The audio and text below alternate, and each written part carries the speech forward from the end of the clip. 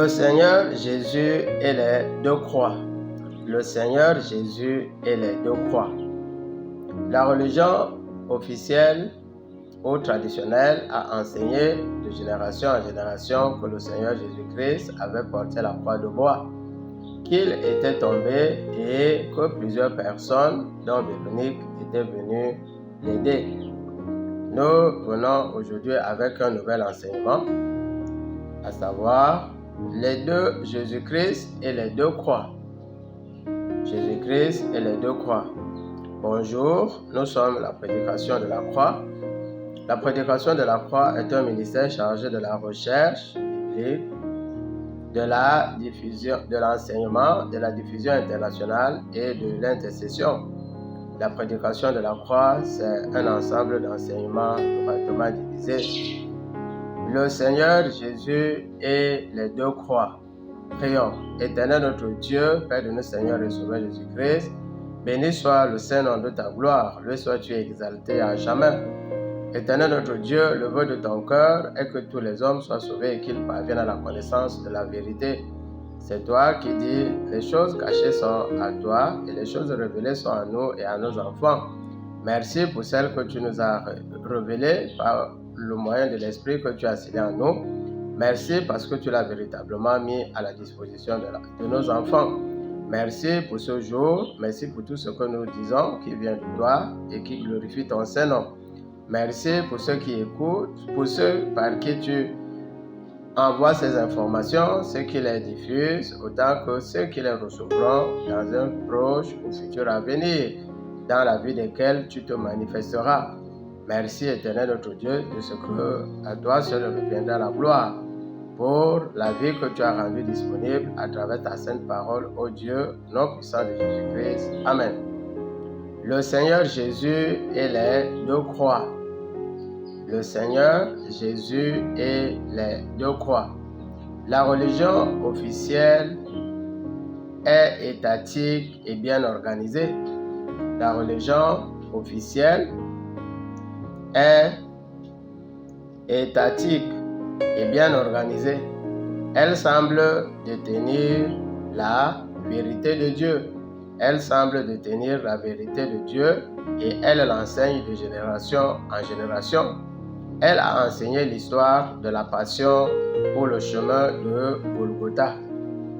L'Église a enseigné le chemin de la passion ou le chemin de Golgotha. Alors, elle a expliqué que ce chemin avait et a toujours 14 stations. Dans l'une d'elles, le Seigneur Jésus, portant la croix, tombe et une femme nommée Véronique vient lui porter de l'aide en le relevant. Lorsque nous consultons les Écritures, nous tombons sur une autre réalité. Lorsque nous consultons les Écritures, la sainte parole de Dieu, nous tombons sur une autre réalité. La Bible parle de l'existence de deux croix. La Bible nous parle de l'existence de deux croix, une croix de bois et une autre croix. Elle parle de la croix de bois qui fut portée par un homme et que le Seigneur Jésus se chargeait d'un autre type de croix. Donc il y avait deux croix, une croix de bois que quelqu'un d'autre a portée et le Seigneur Jésus, lui, est arrivé avec un autre type de croix. Alors, allons voir dans les Écritures. Simon de Cyrène et la croix de bois. 1. Simon de Cyrène et la croix de bois. Simon de Cyrène et la croix de bois n'est mentionné que dans les trois premiers évangiles, Matthieu, Marc et Luc. Matthieu, on a dit Simon de Cyrène. Nous devons préciser que Cyrène est la deuxième ville, était une ville en Libye qui aujourd'hui s'appelle Cyrénaïque, qui est la deuxième ville de ce très grand pays. Simon de Cyrène et la croix de bois. mentionné seulement dans les 3 premiers évangiles. Matthieu 27, au verset 52, il est écrit: lorsqu'ils sortirent, ils rencontrèrent un homme de Cyrène, appelé Simon, et ils le forcèrent à porter la croix de Jésus. Donc, lorsqu'ils sortirent du prétoire, le prétoire c'était une enceinte et ça donnait directement à la rue. Lorsqu'ils arrivèrent à la rue, ils rencontrèrent un homme qui était de Cyrène qui habitait à Cyrène, et ils le forcèrent.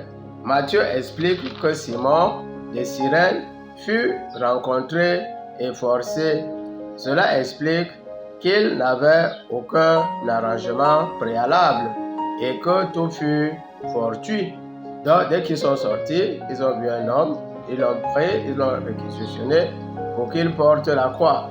Marc 15, verset 21, il est écrit: ils forcèrent à porter la croix de Jésus un passant qui revenait des champs, Simon de Cyrène, père d'Alexandre et de Rufus. Matthieu, on est à Marc. Marc, 15, au verset 21, il est écrit: ils forcèrent à porter la croix de Jésus un passant qui revenait des champs, Simon de Cyrène, père d'Alexandre et de Rufus, qui revenait de ces champs. En un mot, Simon de Cyrène n'était pas inconnu dans la ville. Ses enfants, Alexandre et Rufus, dont se plaint plus tard Paul, étaient connus dans la ville. Sinon, Simon, quoique habitant dans une ville de Libye actuelle, Cyrénaïque, était un autochtone de Jérusalem. C'était un autochtone de Jérusalem. Pourquoi? Parce qu'il avait un champ à Jérusalem. Il avait des terres. Donc, s'il n'était pas autochtone, il n'était pas natif, il n'aurait pas eu un champ.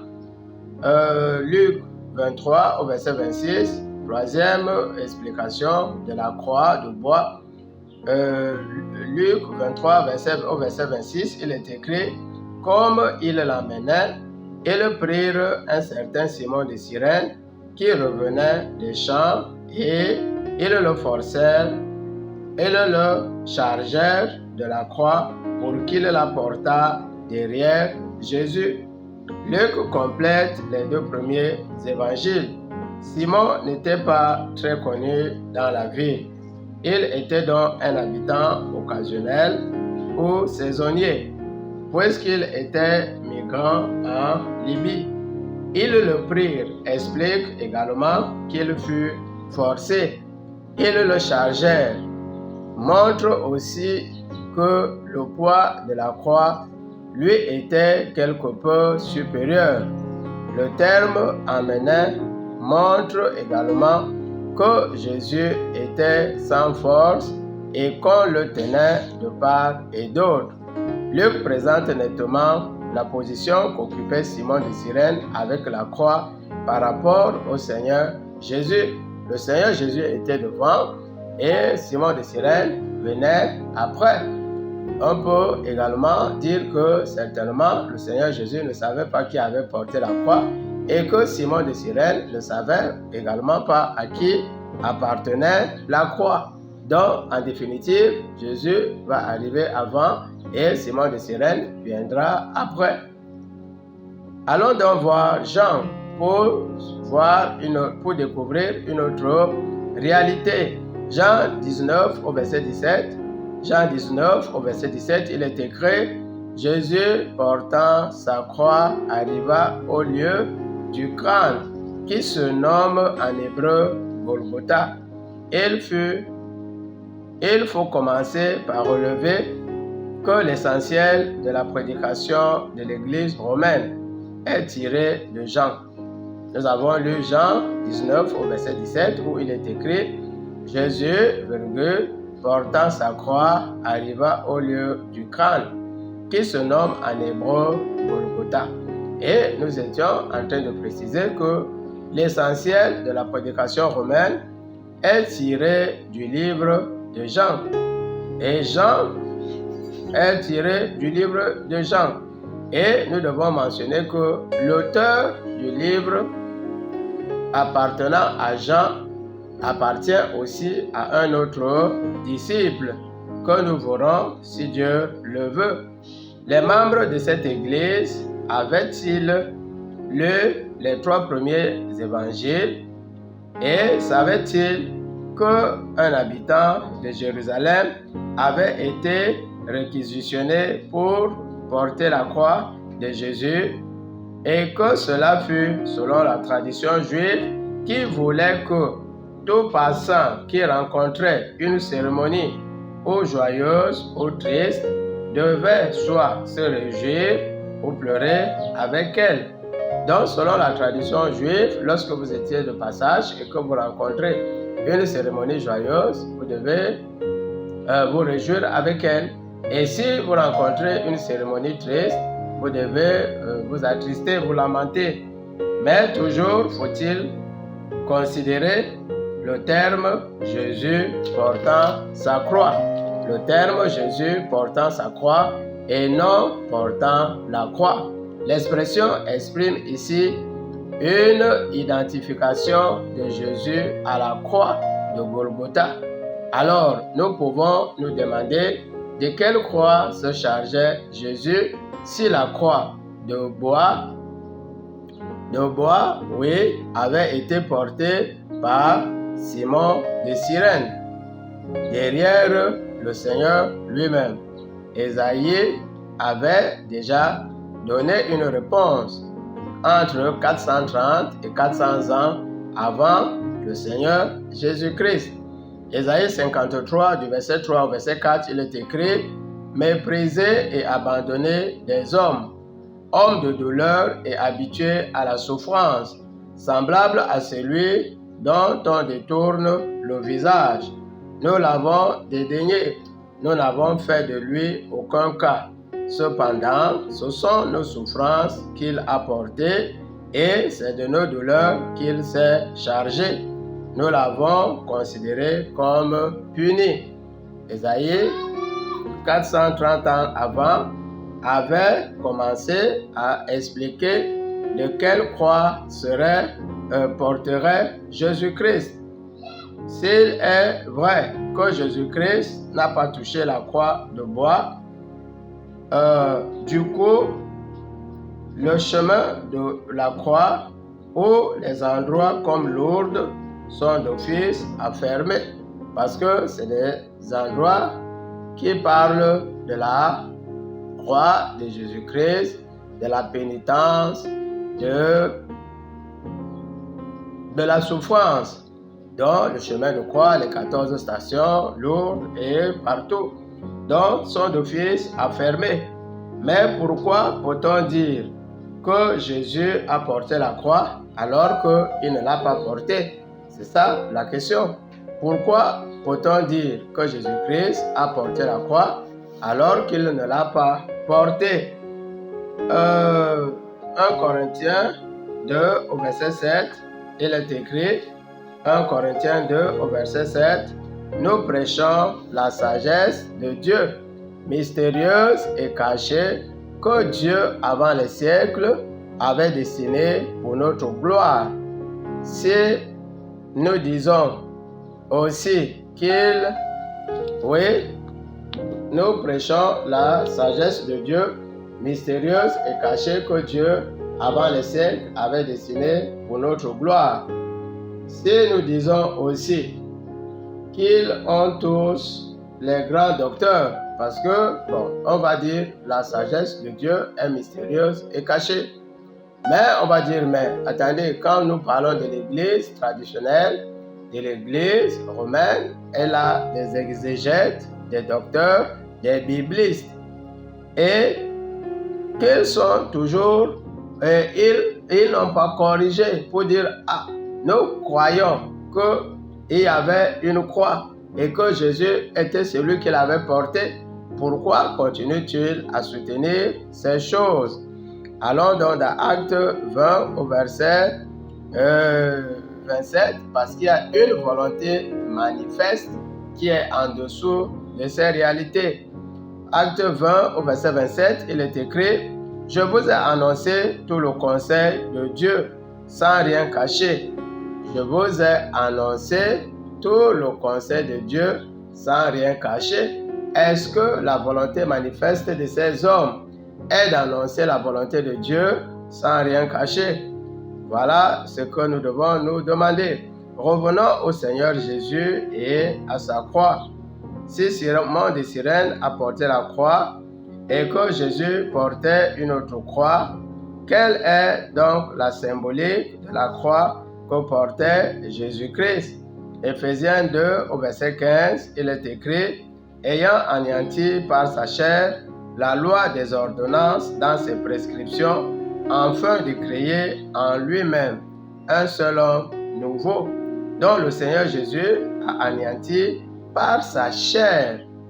Par sa chair. Il a anéanti par sa chair, quoi? Ayant anéanti par sa chair la loi des ordonnances. Vous voyez, lorsque nous allons à Deutéronome, dans Deutéronome 1, il est dit: si tu obéis à la voix de l'Éternel ton Dieu, et si tu mets en pratique tous les commandements que l'Éternel ton Dieu te prescrit, tu seras béni. Dans Exode 28, verset 15, tu seras maudit si. Donc, c'est toutes ces malédictions dont se chargeait le Seigneur Jésus-Christ. Conclusion. La connaissance est importante. Elle nous ouvre les portes du royaume de Dieu. Galates 3, verset 13, il est écrit: Christ nous a rachetés de la malédiction de la loi, étant devenu malédiction pour nous, car il est écrit: maudit est quiconque est pendu au bois. Non seulement le Seigneur Jésus a été pendu au bois, mais il a porté donc le poids de la croix qui était l'ensemble des malédictions. Le Jésus-Christ de la croix, ce n'est pas la croix de bois, c'est nos souffrances, c'est nos maladies qui ont été portées et qui maintenant sont plutôt devenues des bénédictions. Jésus-Christ sur la croix, Jésus-Christ a emporté toute la malédiction dont nous étions victimes à cause